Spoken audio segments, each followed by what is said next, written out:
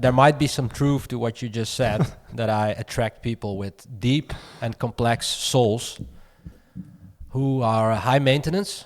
I think I was saying like deep, complex complaining. Yeah, that's part of it. That's part of it. No, so I was just Do you telling. consider my complaints deep and complex? That's a good question. No, actually, no, not at all. Actually, they're mind-numbing, and they're so. For someone who has been lecturing all of us here at the office about, how to live your life, etiquette and aesthetics. yeah, and how to live your life, which pendulum to swing at which time, and how important it is to, I feel that you might not be living up to that same standard that you have been preaching for weeks in a row until it all drove us. Do as I say, not as I do, man. Yeah, you should maybe there's another institution, like a public institution, that would be interested in your services. Yeah, maybe. Yeah. What are you saying? Should work for government or something? Yeah, for the government. I think actually I think that could work for some reason. Yeah, I think that could work if you just capture sort of your outbursts at bay. I think you might actually be a good government employee. I'd like it. Yeah. Just set aside my ambition. Yeah. IQ cutting. Predictable life. Predictably depressing. I'd go for it. Okay. Oh. Makes a lot of things so much easier. So anyone that is watching or listening knows someone or has some sort of opening at a very bureaucratic government institution, then reach out to Wes at Wes Botman at X at Blue Sky. At Wes Botman at Blue Sky, and you reach out to him, and you might be a match made in heaven, and it would relieve you of the burden of having to deal with, quote, people like you. Having to deal with, quote, all this stuff. You forgot every day. Yes. So let's dissect it here. All this stuff.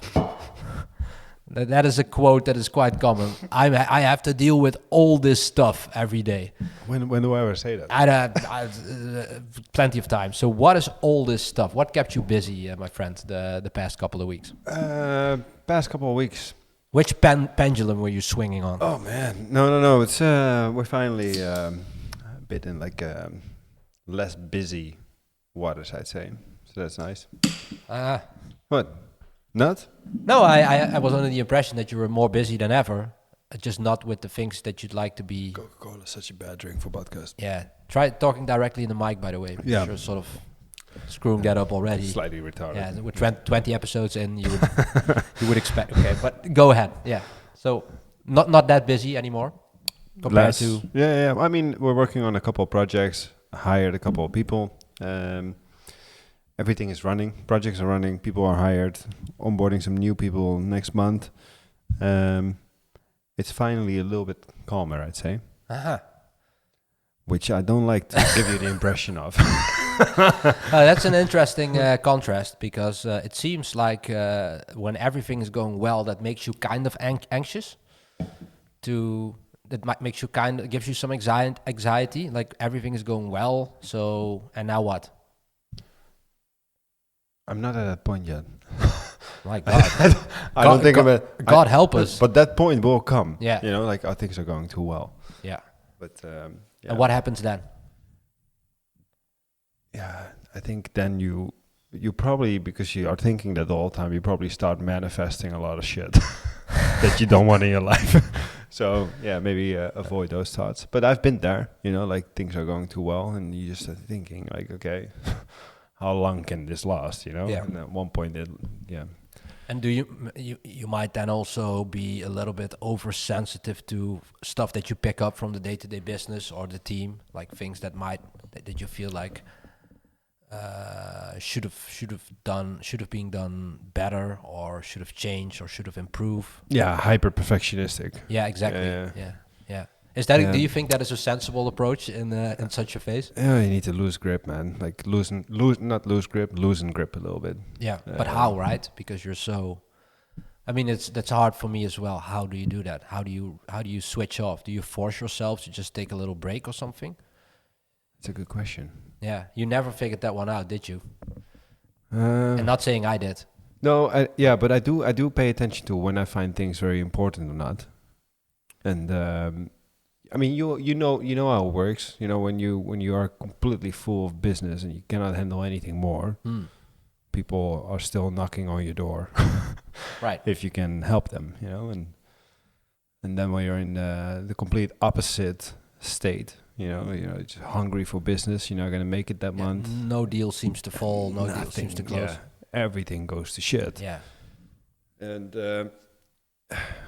I mean, we've all seen that. I think the more important you find things, the more value you attach to the outcome, the more likely it is that things are going south or something, right? It's just my observation, at least. Yeah, right.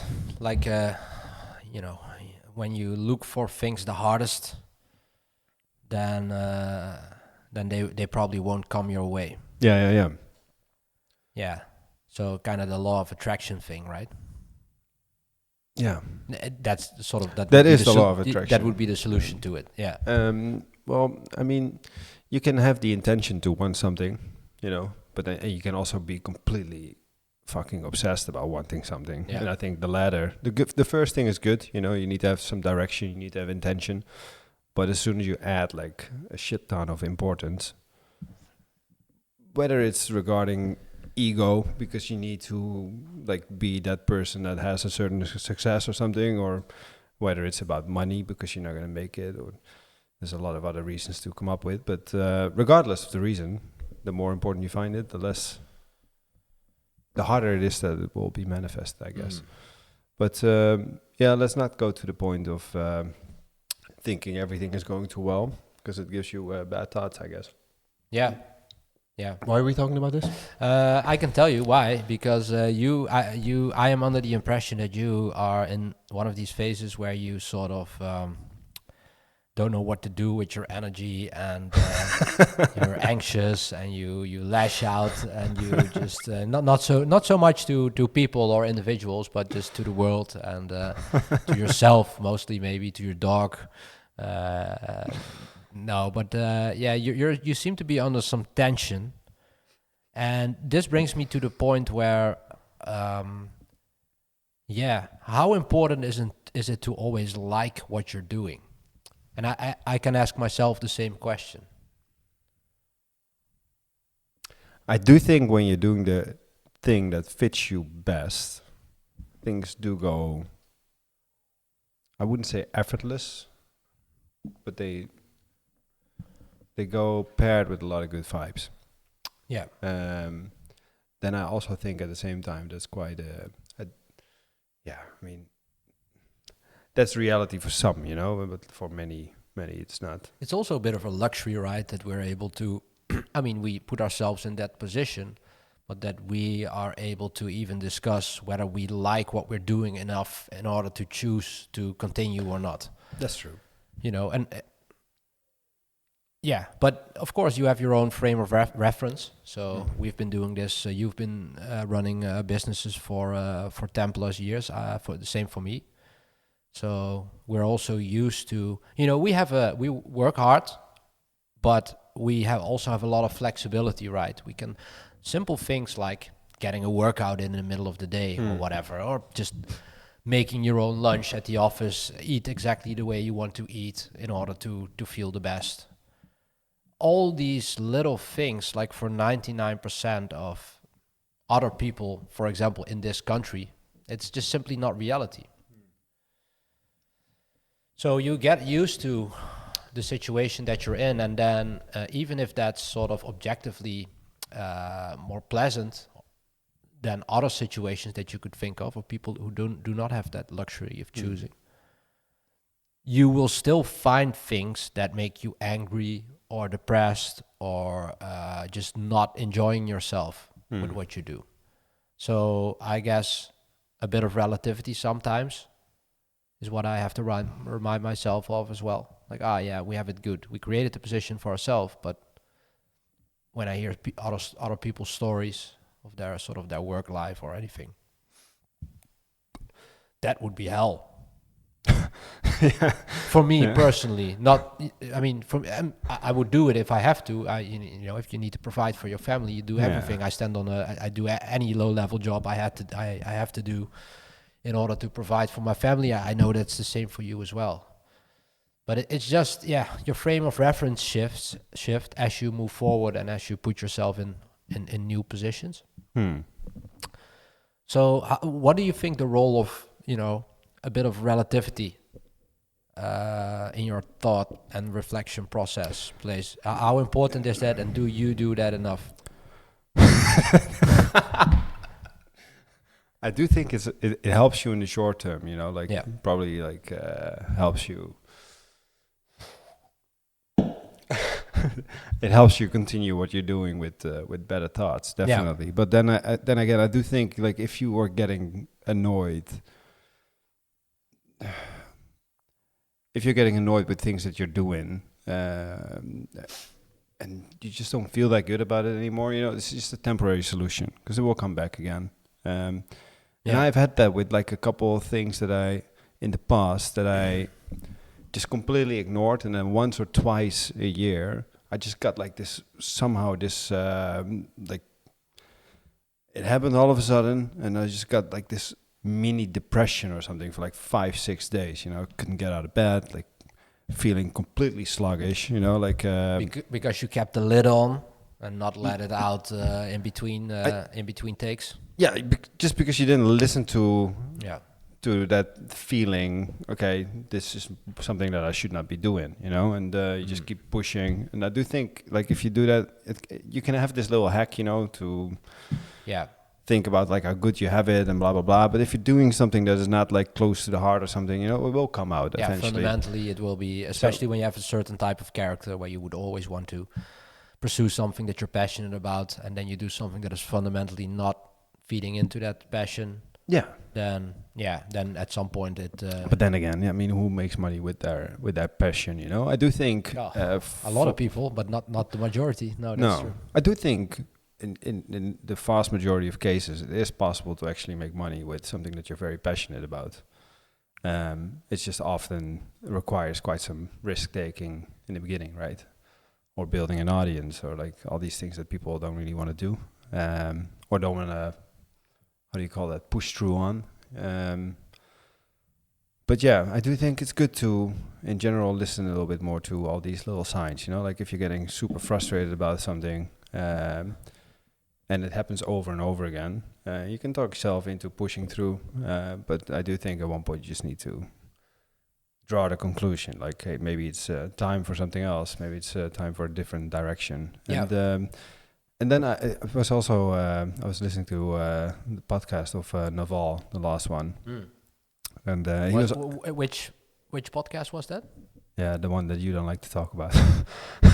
Which one? It was Modern Wisdom. Oh, Modern Wisdom. Okay. But he hasn't been. Well, no, I like to joke about Chris because he seems to have like this library of book quotes inside his head. And then when he had that those super fancy glasses on when he was at Joe Rogan. Oh yeah. I made the joke that he was wearing a smart glasses so he could teleprompt all the book quotes to himself and then regurgitate them. So I do like the guy though. No, I mean it's fine. It's fine. Yeah, it's and fine. But it was Naval. There was I think he hasn't been coming with something new for the last like 5-6 years, apart from like some things he does with Tim Ferriss. Some Twitter quotes, I guess. Yeah. Anyhow, he had this whole part about like how fast, like how little time we actually take on weighing decisions. Like we're moving to a city that we actually think about for like maybe a month or so, and then we move to that city. I mean, I've lived in the same city for the last 12 years, but I do know that people make decisions like this. I've done it actually a couple of years ago. Okay, let's move to Lisbon or Cascais close to. I mean, have I really thought that through? And then should you? Well, I do think you should, because eventually it's going to impact your life a lot, right? Mm-hmm. And you'll probably live there for like, if things go well, you probably live there for like 10 years or so. And with all these things, we think very little about the decisions that have like very long-term impact on our lives. Okay. And it got me thinking, I think in a lot of cases we we do the same. I mean, I do the same. Probably you as well. So it's also like how many things are people doing that is just like completely based on mimetic desires, you know, or I don't know, like they know someone that is doing something. I had it, for example, with this whole building a Holdco thing, you know, like, is this something that I got into my mind because Andrew Wilkinson is doing it, you know, and he wrote a book about it and all that shit? Probably. No, well, I didn't, because I actually, There's nothing wrong with that idea, I think. No, well, I mean, not necessarily, but it is good to check yourself, right? Why you did it, right? Because probably, so what you're saying is, are you sort of posing the question, like, did you do it because it just felt cool and fancy? No, well, I already had the answer to it. Because I mean, when I was working at my dad's company, like long time ago, when I was 18, I already was like working on all these things, like around this business that can actually turn into a group of brands. And I kind of like, with a lot of things that I've been doing in the last decade, I can see that coming back. And I think it's just nice to see someone like Andrew Wilkinson actually pulling it off, you know? So I do think it's quite close to what I like to do. Yeah, but what was the deeper purpose of launching a Holdco? Like, I understand that it's a legal structure. You can just, you know, but and you have a brand for that holding, and under that brand, yeah. So I get all that, right? But what was your frame of thinking, your line of thinking when you wanted to launch? What was the bigger picture there? Well, I mean, in general, I just have a very short attention span. I think that's also why I liked working with multiple projects so much, you know, like having an agency. Sure. And constantly, like, I mean, the amount of things that we try to launch on things like Product Hunt and all these like little micro SaaS. And I mean, I have to say it's becoming a little bit less over the last years, but I always liked trying new things, and I'm always intrigued by all these different types of businesses, you know, like whether it's within the realm of tech, like something like Noco, something like Eli 5, a SaaS product like TypeJust. But I also really enjoy like something physical, craftsmanship.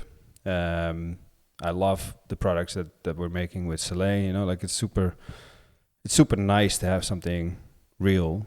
And sure. Nice. I'm just fascinated by all these like different types of businesses. And I think I like being involved with all these different business models, different products, different founders.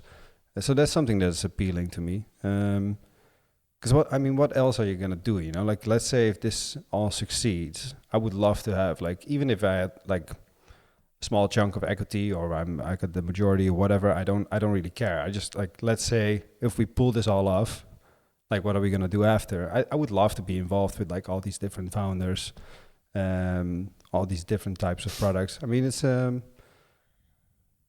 a way, it's just.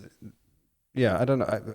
I just feel intrigued by it. I like the idea of it. So that was the grand vision that you had then, to have a Holdco, called it the Builder Studios.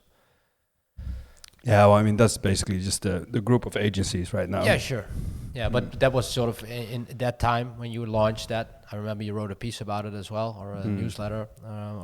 That's basically only like the stuff that we're doing with Eli 5, Noco, Paradigm, maybe. Right. But why were we talking about this? So like to really put some time in, like deciding the Naval thing, deciding the thing that you're going to dive into for the like that you're going to make your own for the upcoming years. You know, like I do think we spend way too little time about these things. We just, I don't know. I mean, it also has good things, you know, like right, because it's the other side of it. Also, not just decision paralysis. What was Naval's point here? Well, his point was that,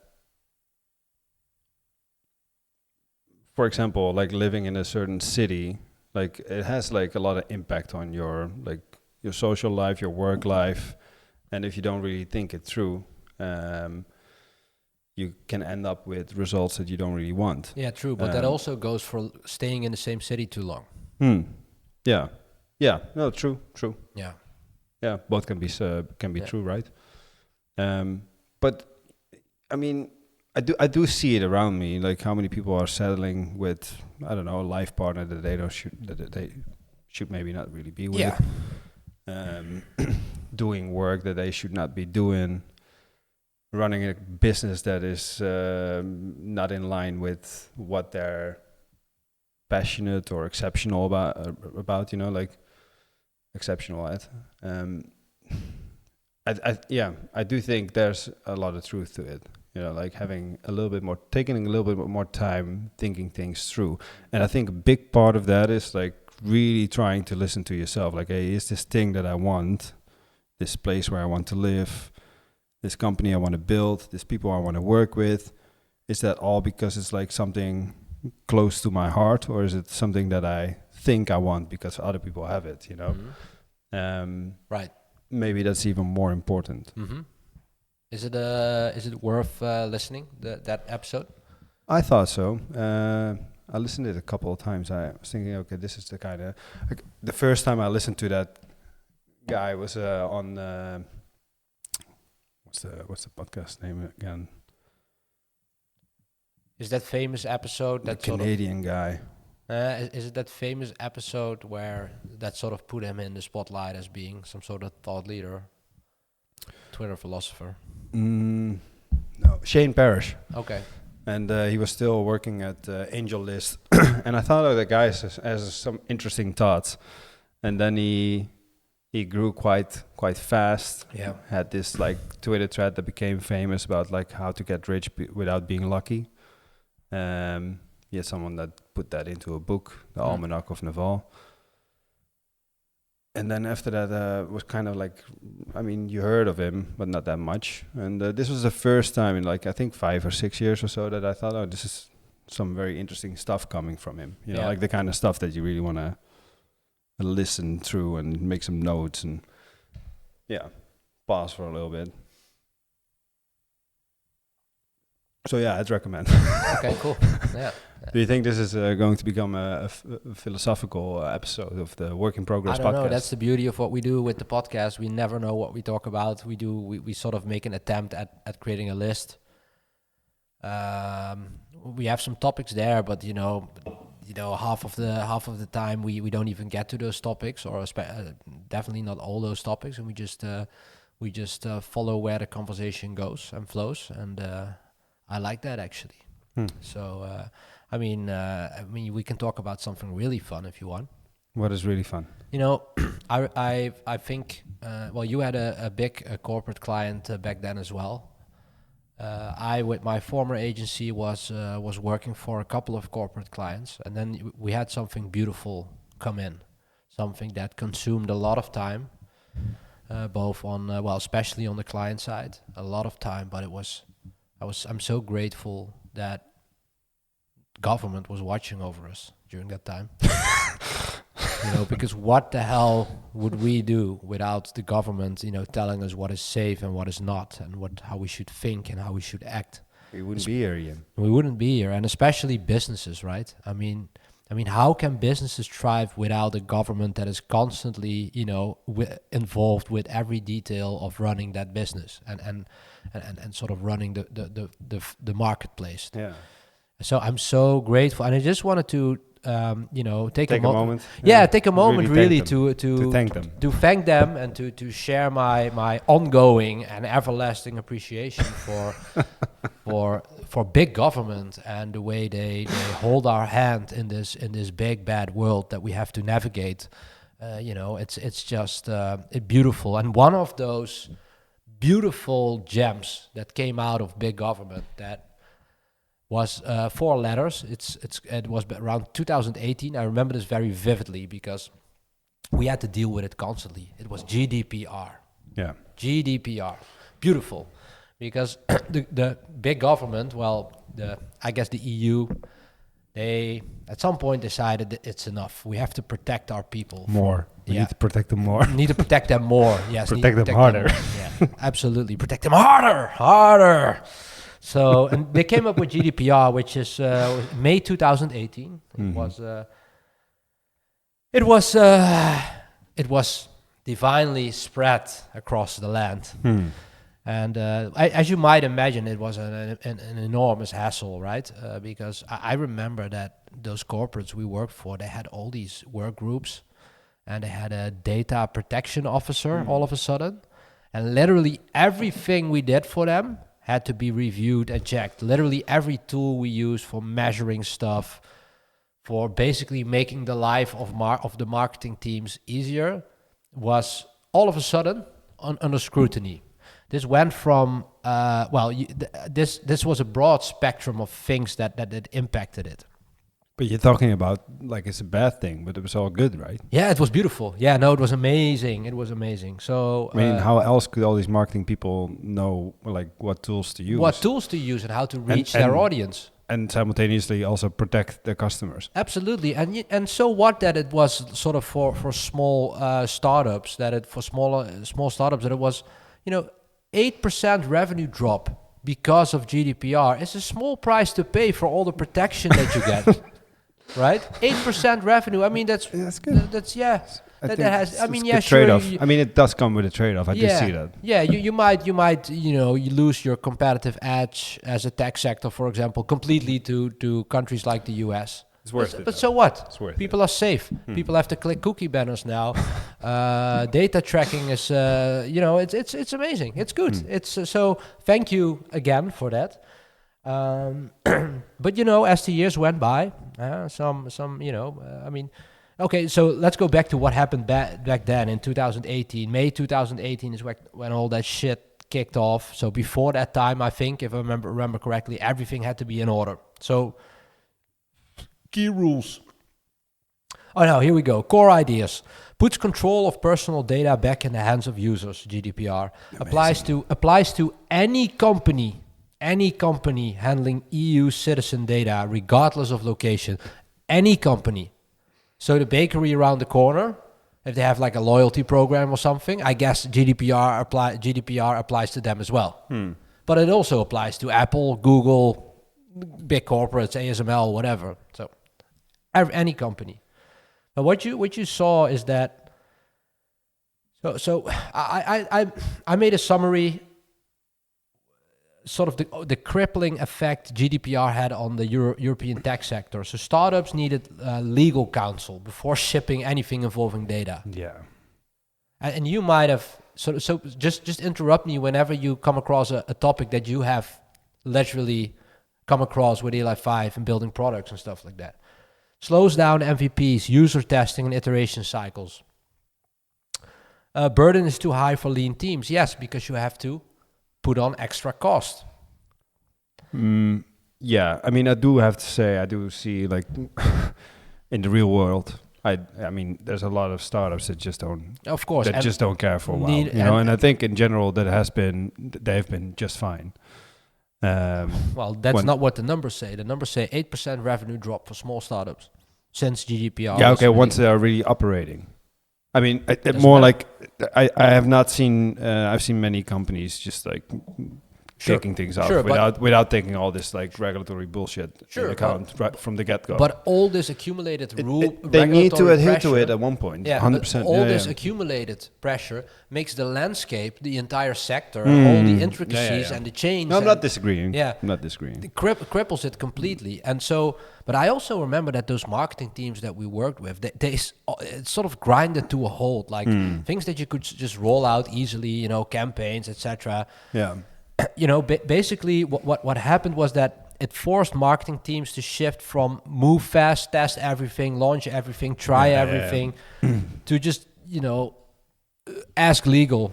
I can't even count the times that we've been in calls with the legal team since the GDPR stuff got rolled out, because they had question marks with this or that, and it was just and you know what, all the big companies like Google, Meta and stuff, they could absorb those extra costs quite easily, right? Well, I mean, when you're established, and I mean, you got like some money to spend on these things like Google, I do think like the vast majority of GDPR can be automated to be compliant. Also, right. And but then when you're starting a company and you're trying new offerings, you're trying new strategies on lead generation, on marketing, on you want to try and figure out like who is visiting your website and who can we retarget, you know, like all of these things all of a sudden came with Exactly.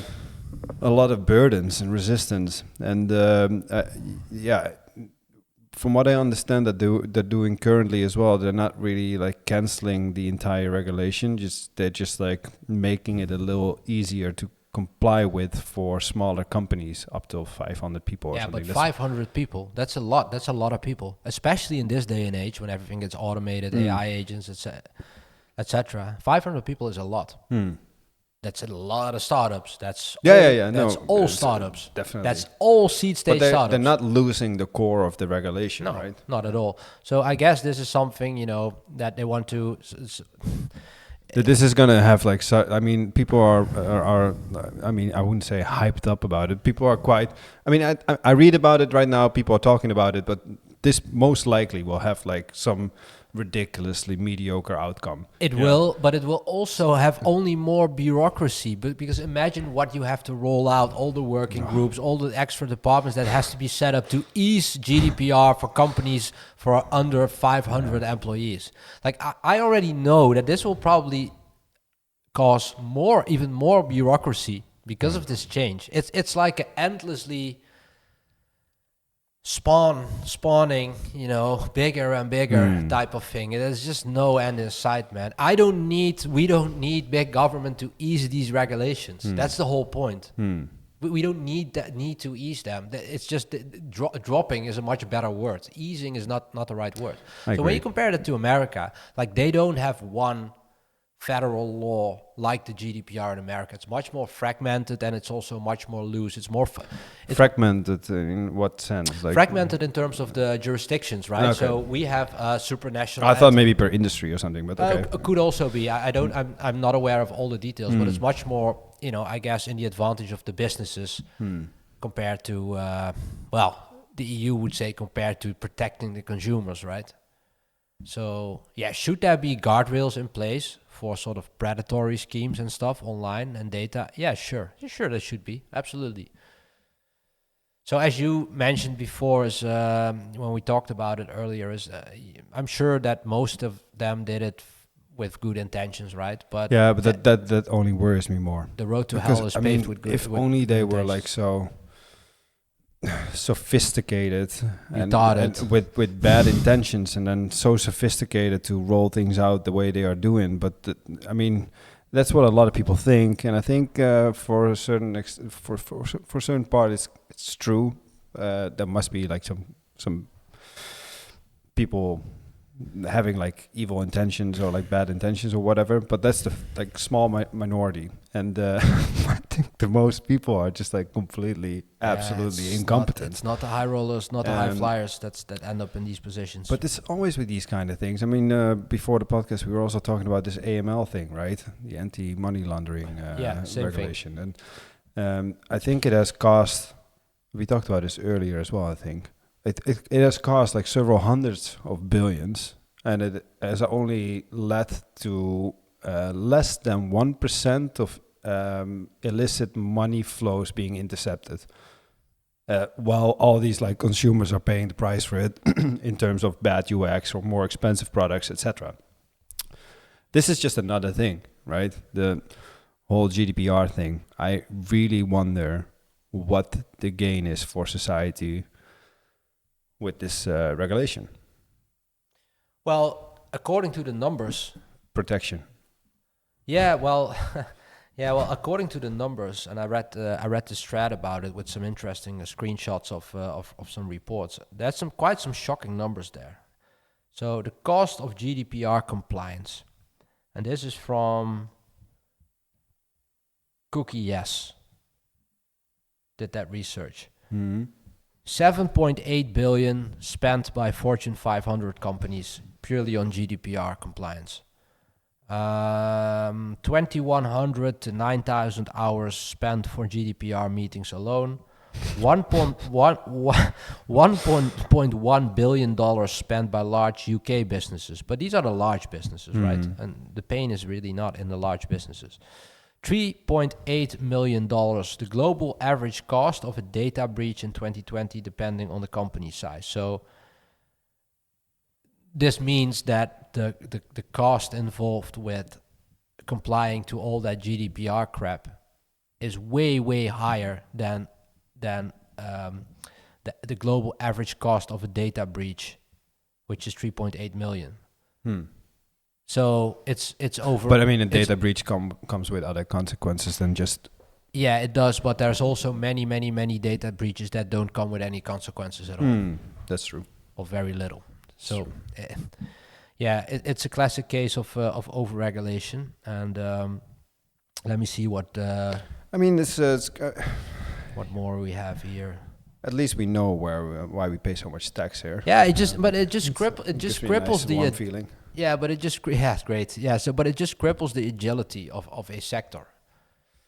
Yeah, things like these. It's not just GDPR, of course. It's just an example. Absolutely annoying experience. You know, like after this thing came into effect, the whole internet with like the cookie law and all that shit. It's just.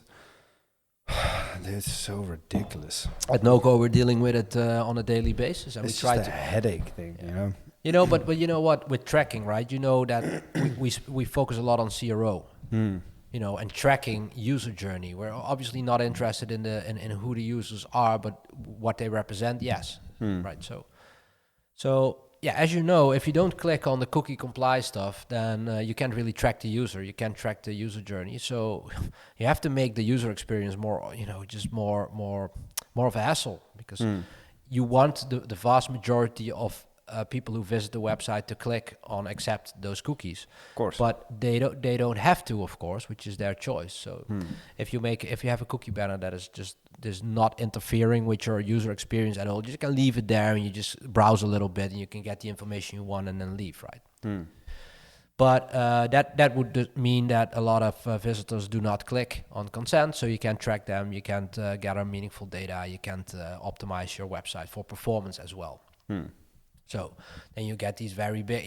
You start working with bigger cookie banners, you know, and you make them bigger, and at some point you just freeze the entire website until they clicked. No. But it's just a hassle in terms of user experience and tracking, and this is just a small part of it. But anyway, the whole point of me bringing on this topic is that.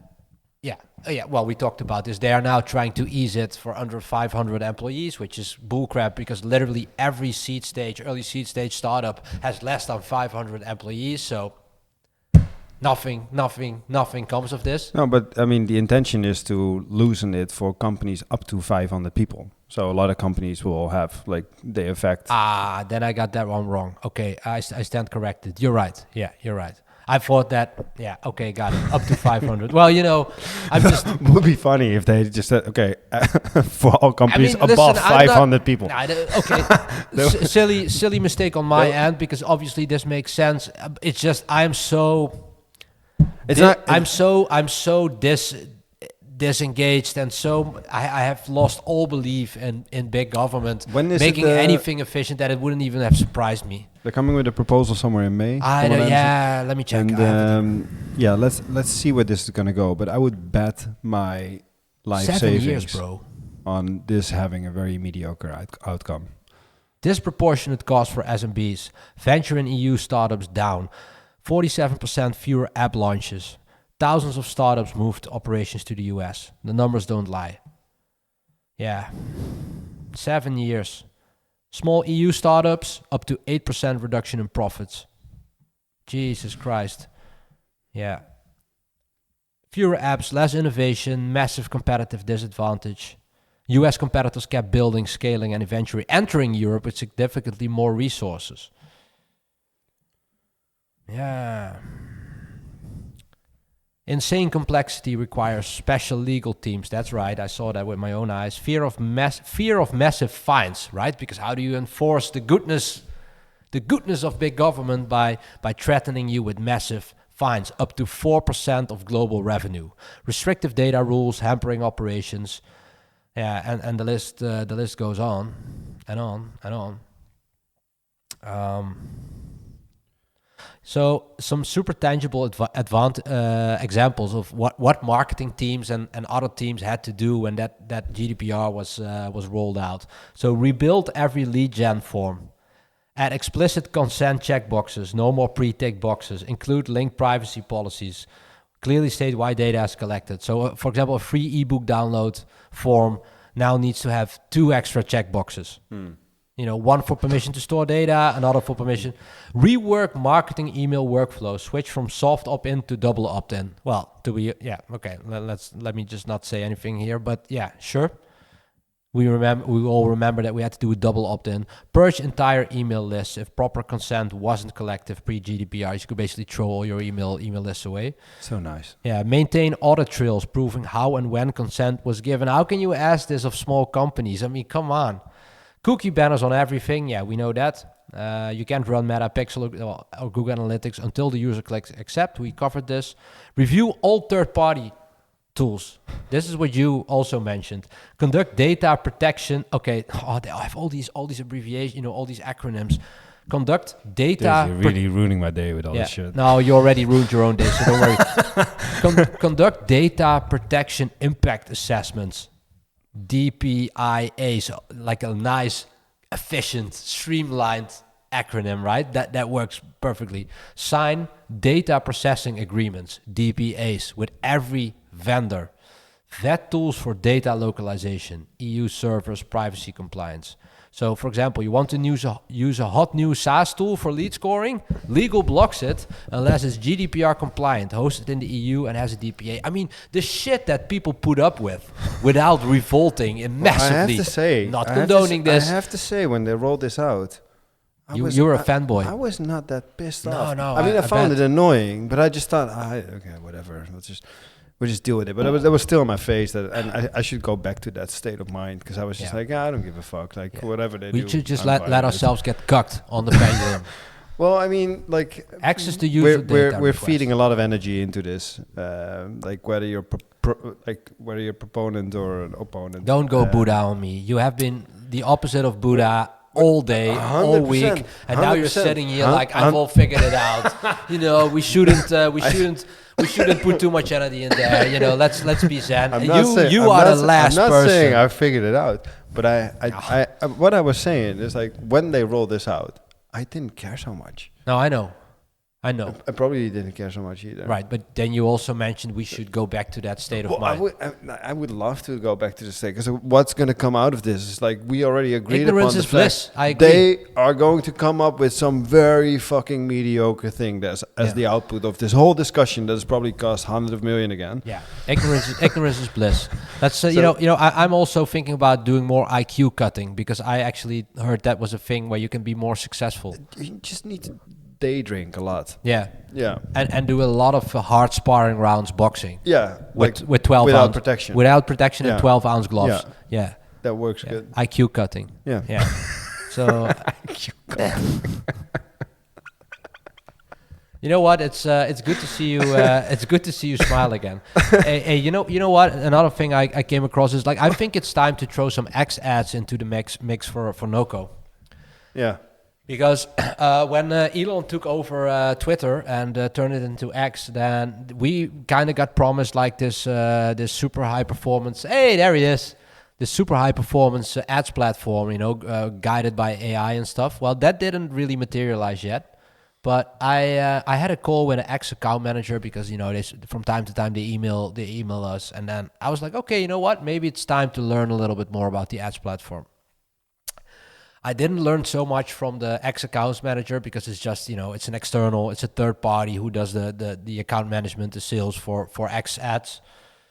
But she did mention something very interesting. They have a long-standing partnership with a data agency who have been doing nothing but, collecting and analyzing Twitter and X data for the past 12 years. GDPR compliant data, of course. I hope so for them, but maybe not. I haven't asked them, but maybe ask them. Yeah, but they make these very these hyper-targeted audience profiles for you. And then I started.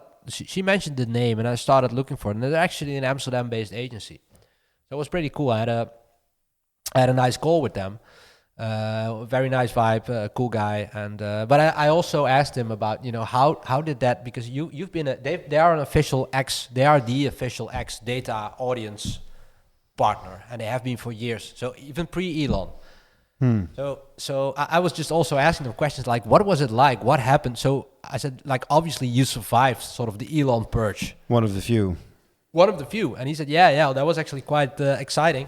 And because he said that, everything went into a complete shutdown when Elon took over. Basically every process from invoicing to whatever. I don't think this is, I think I can say this because it's pretty much common knowledge, right? Because that's exactly what Elon did. It's also in the Walter Isaacson biography.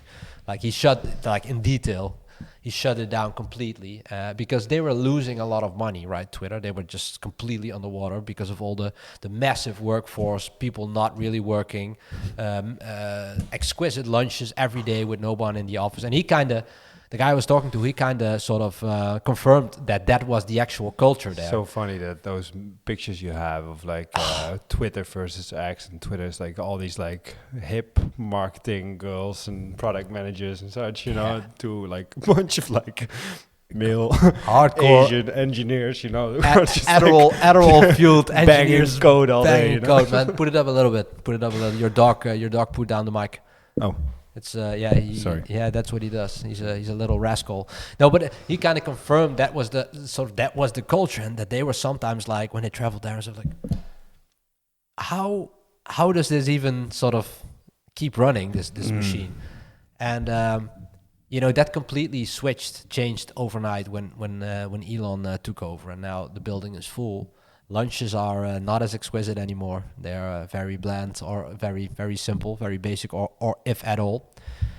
And but anyway, so something interesting, of course, is happening at X, because xAI actually acquired X. So xAI, with the Grok product, which is making big steps at the moment, and which works really well. I'm still missing some features like cross context and stuff, but Grok is accelerating. I know, I would love to use it more, but I'm still with my GPT. Me too. And this goes back to I'm used to the UX. They build a good product, and the cross-strat context is a lifesaver, because I have these project folders. I can't do without cross context. So whenever Grok gets implemented into Grok, then I feel like it's at a point UI wise, UX wise, where I can it's good enough to take over my tasks and workflows. I will switch in a heartbeat. Anyway, xAI is of course massive investments being made there. They're really in the race. Maybe also a little bit personal, because I think that Elon Musk still has a bone to pick with Sam Altman. Yeah. But that's going really fast. So xAI actually acquired X, and they have, of course, one of the biggest social platforms in the world, and they have direct access to all the data, all the content on the platform, to learn from it, to train their AI.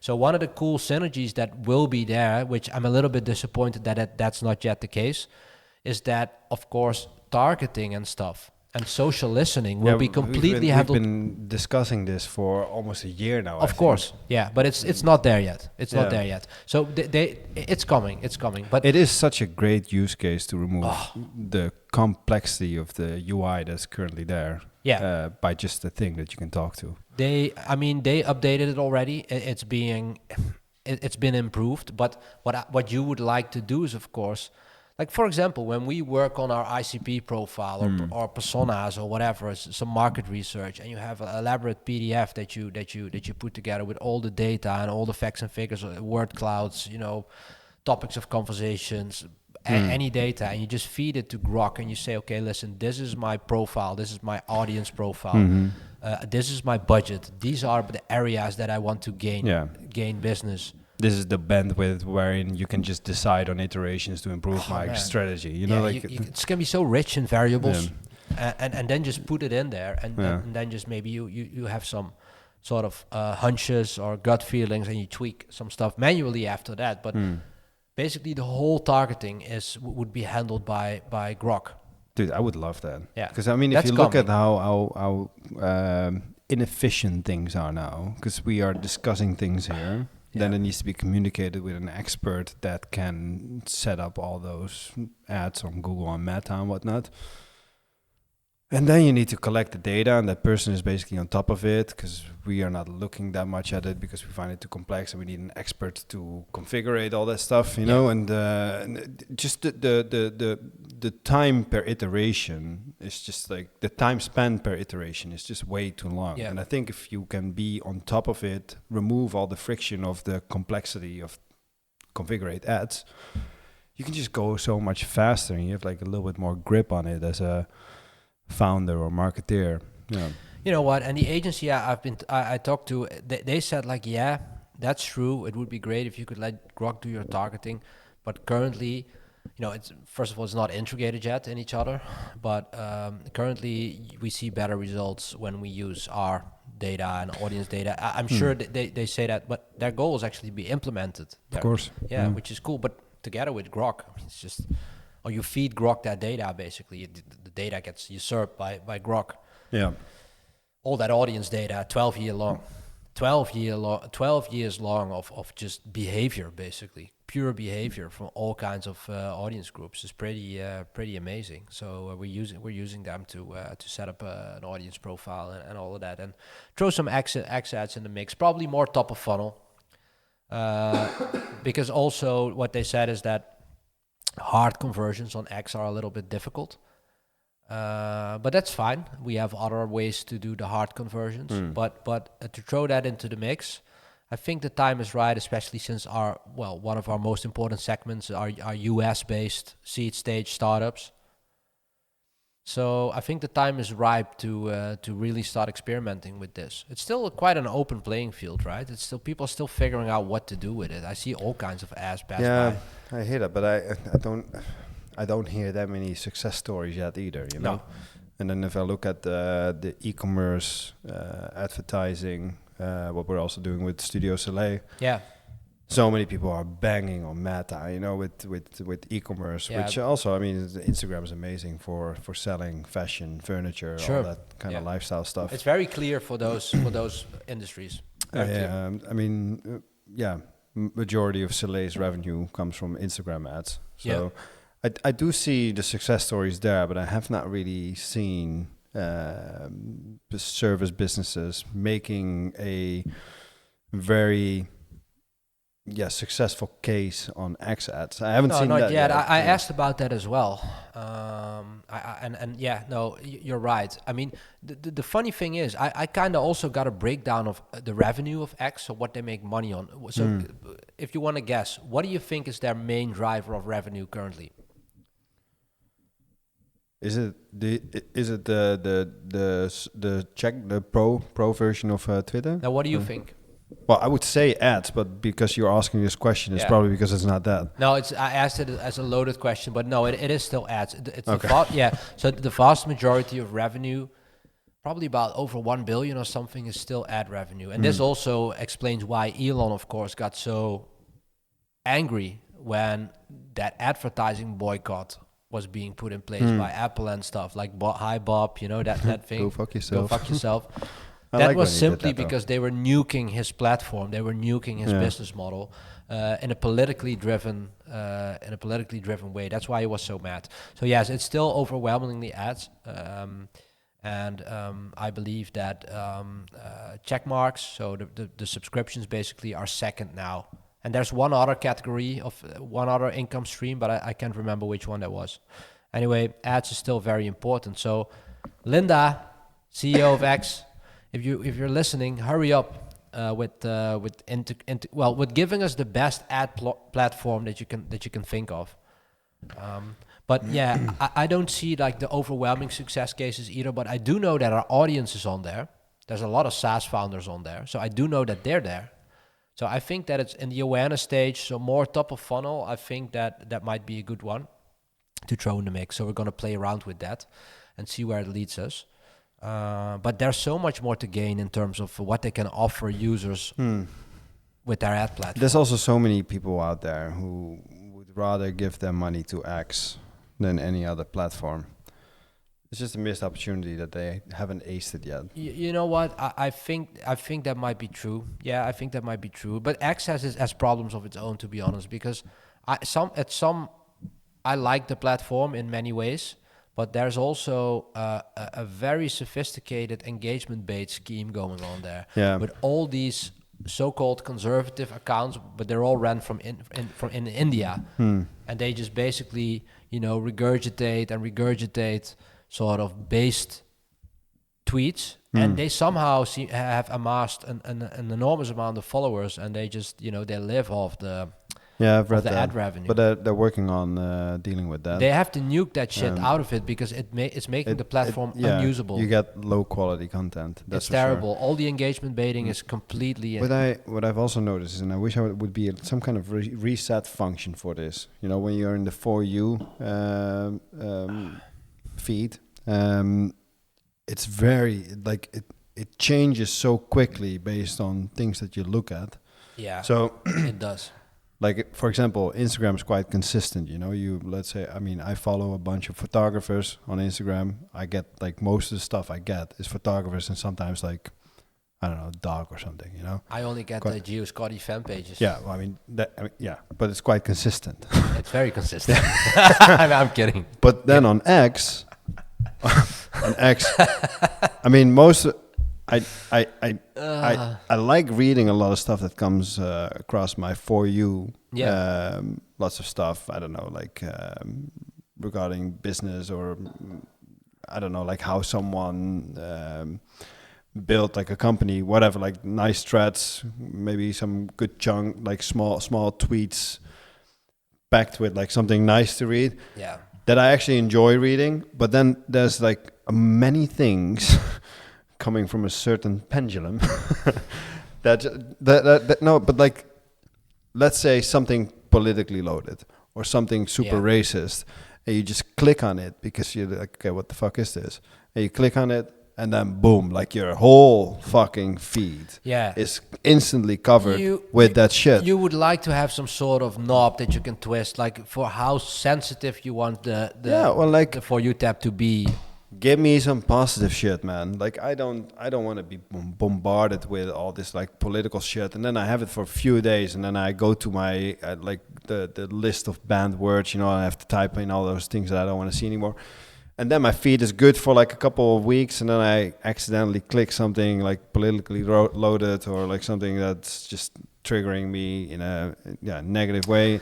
Click on it, boom, everything is like that again. Yeah, sure. It's just but there's so many things that could be improved on that. That's platform. the thing, right? There you can have a fully curated experience by just clicking the following tab, but that's not entirely what you want, because you want a little bit of algorithmic magic. Obviously. You want to discover new people that post stuff that you find interesting. But it would be nice if you could have if you could set it. Yeah. Yeah, there's definitely a lot of work to do there, but hopefully also with Grok, they can have a better understanding of what you like to consume in terms of content, and then tailor that in a better way to you. So, but there's also it's such a delicate balance, right? Because there's also some bottom line there. They also have to have the have to get the ad views up, so they have to show certain things that have a lot of engagement. I get that there's also a bottom line aspect to it. I get it, but in the end, people install that app because they want to consume the content on it, and they want to have a nice experience. If you keep on pushing all the For You content in such an aggressive way and in such a sensitive, how do you call that? Correcting mechanism or something, I deleted the app, because I just wanted to really avoid that stuff, because it's so easy when you're on your phone. You just click on X, sure, without even thinking what I'm doing. I'm on X, or or other apps that I use daily, So I deleted it from my phone, but I think it could be so much better. Yeah, and then again, I extract a lot of value from it as well. A lot of topics that we talk about in this podcast, for example, they're from my bookmarks. Of course, there's a lot of interesting health topics that I have a bookmark folder for. There's other stuff that I enjoy. So yeah, a lot. Esoteric rabbit holes. Yeah, esoteric rabbit holes, pendulum swings, for sure. Yeah, no, for sure. But you know, and even for Noco. Yeah, but they could do better. That's for sure. But I'm sure they are aware of that themselves. Yeah. Let's call it a night. Yeah, I'm thinking. Yeah.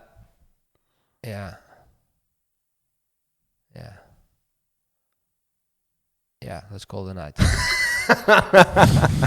Okay. See you guys. Later. Thanks for listening. Bye bye.